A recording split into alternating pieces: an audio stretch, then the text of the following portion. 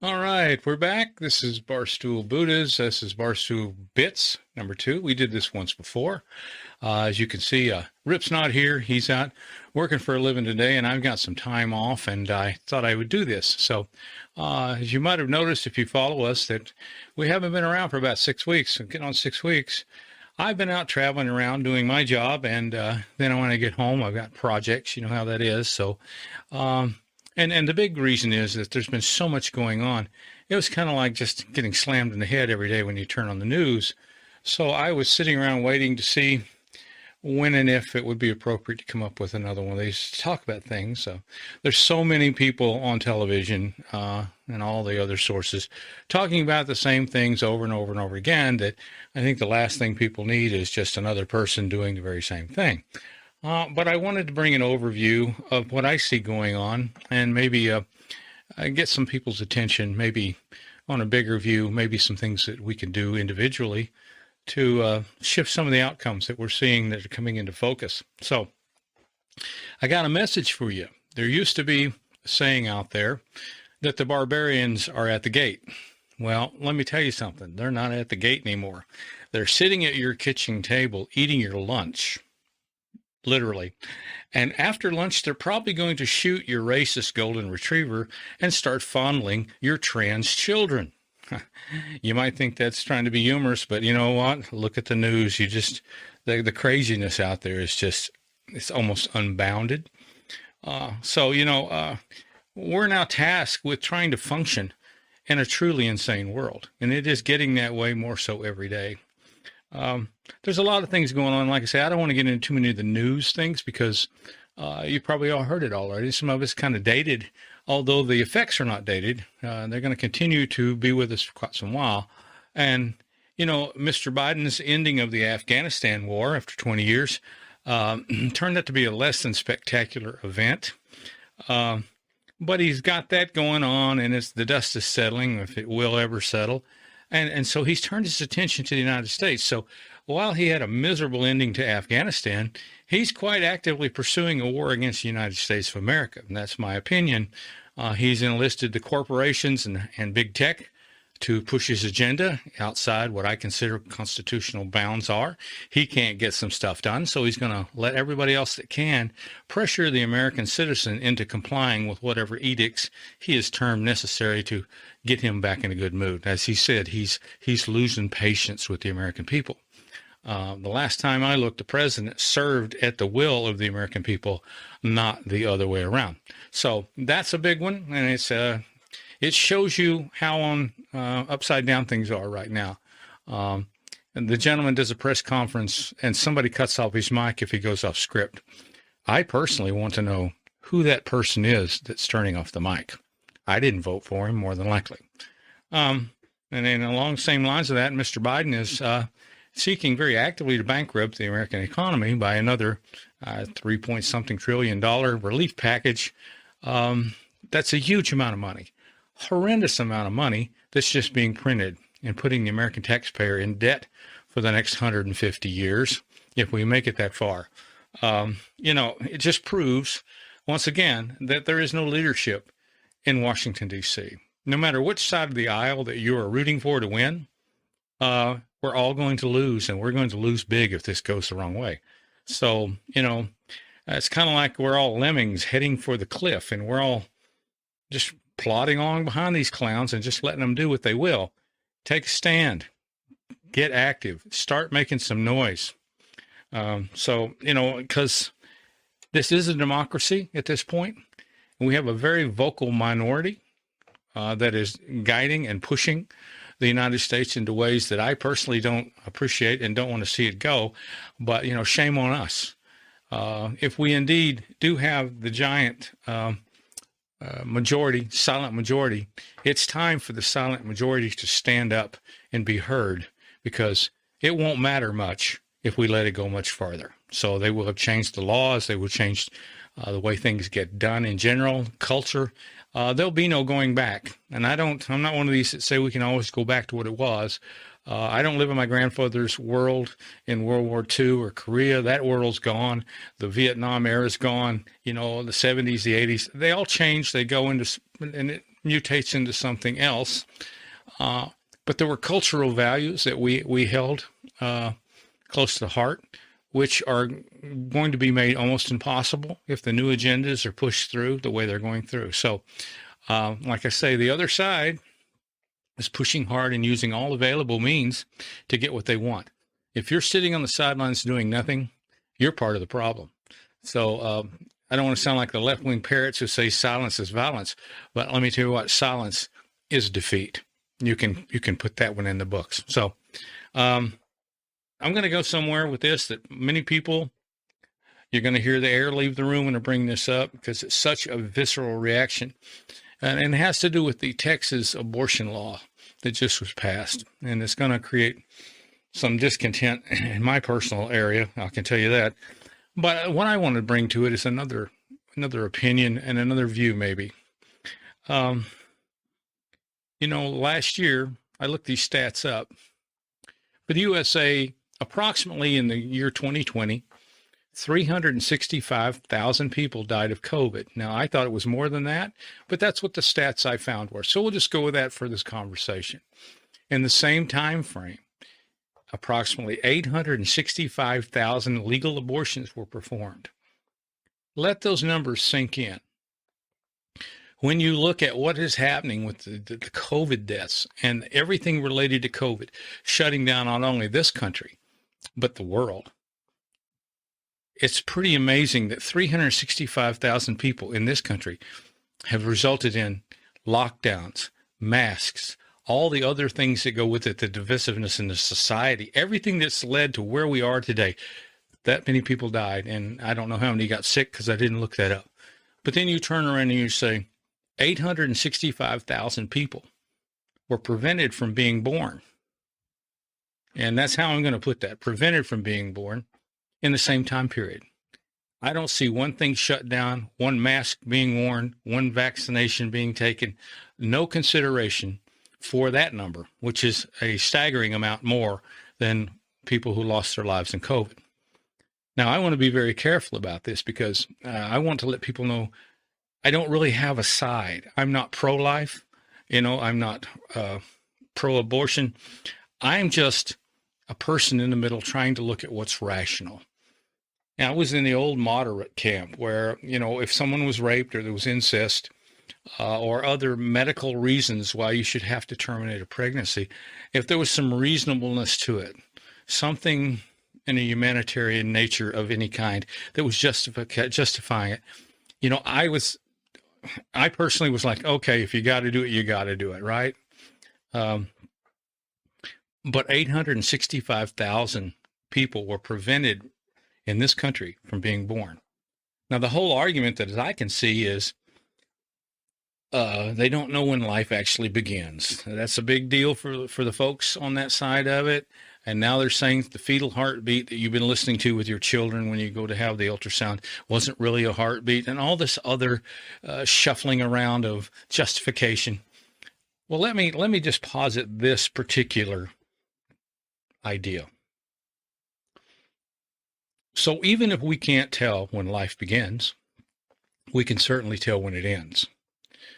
So when you terminate a pregnancy, all other considerations aside, you stop that embryo, that person, from becoming a human being. You have terminated, and that's the word they use, that life possibility.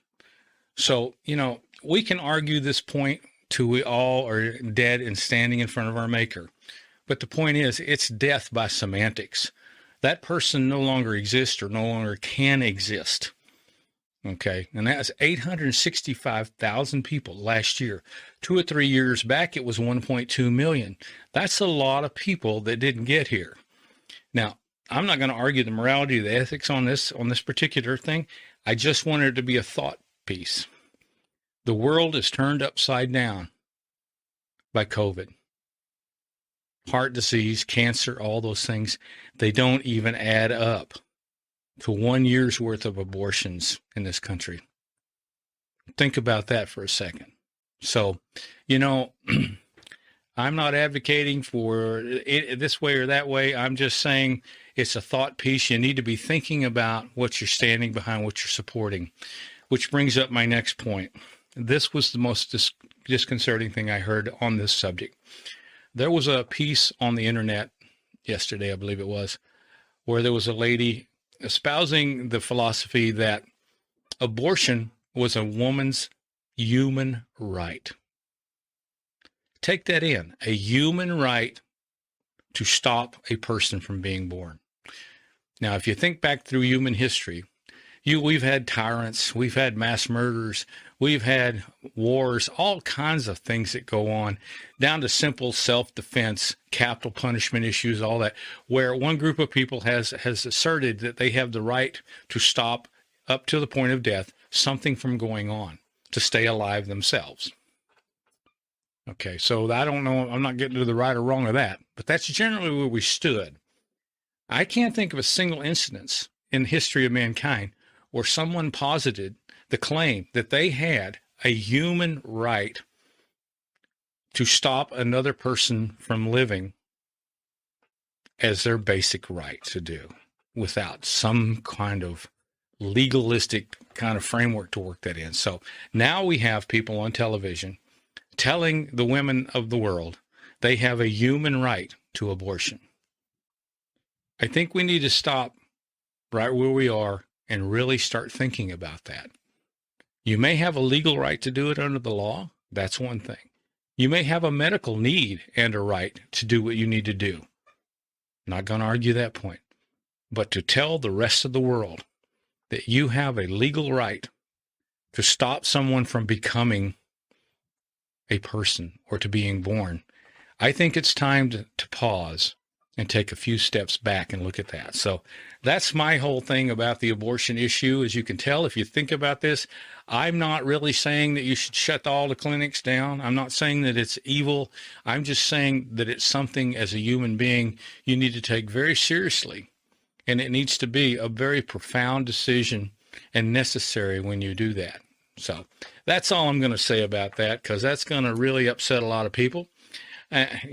So in keeping with the craziness, and that I think it's part of the craziness we're dealing with, Australia. Yesterday, I heard several points that they're converting some kind of camps they used to use for other, I guess, mining or something, into COVID camps. Now, they're not calling them concentration camps, but they are meeting the basic understanding what a concentration camp is. You put people in concentrated places to keep a certain thing from happening or to contain a certain thing. They are putting COVID people in camps. I saw a short clip where there was a fellow who transgressed some kind of rule, whether it was a mask or coughing or whatever he did in public, went on home, and a few hours later, a SWAT team, heavily armed, came to his house, confronted him, surprised him from the looks of it. He had no idea he had created such a mess or committed such a heinous crime. They all packed him away and took him someplace. I suspect it's to one of the camps or jail or whatever.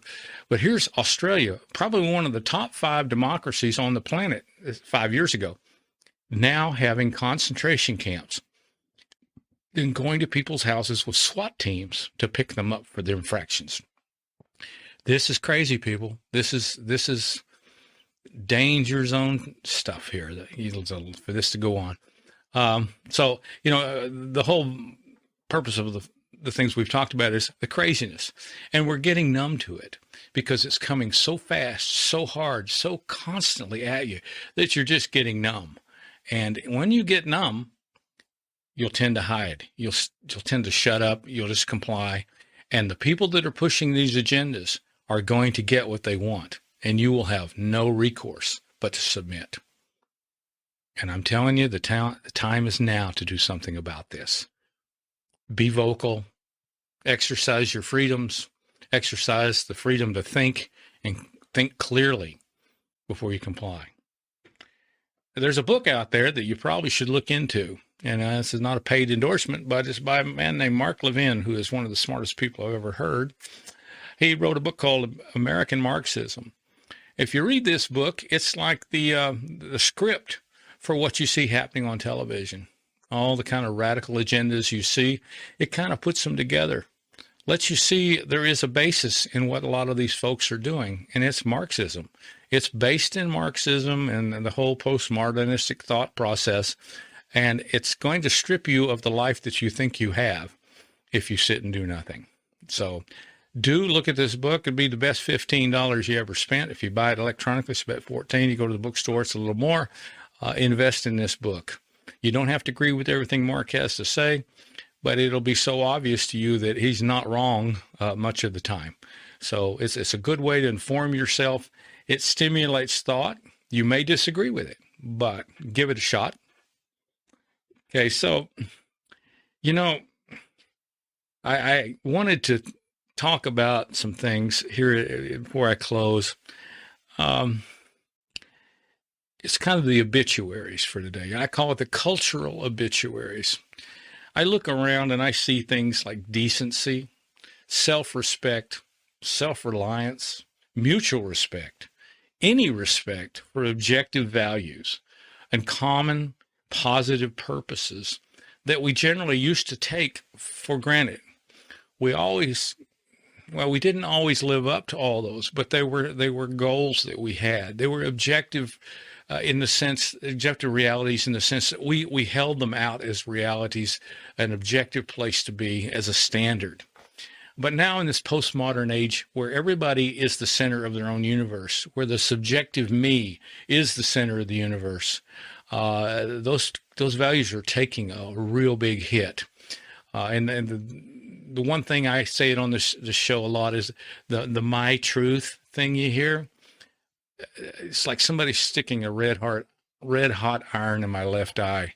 My truth. I have never heard of anything so self-centered and off track in my life. There is the truth. We all try to get to the truth, and we all have opinions about what that truth is.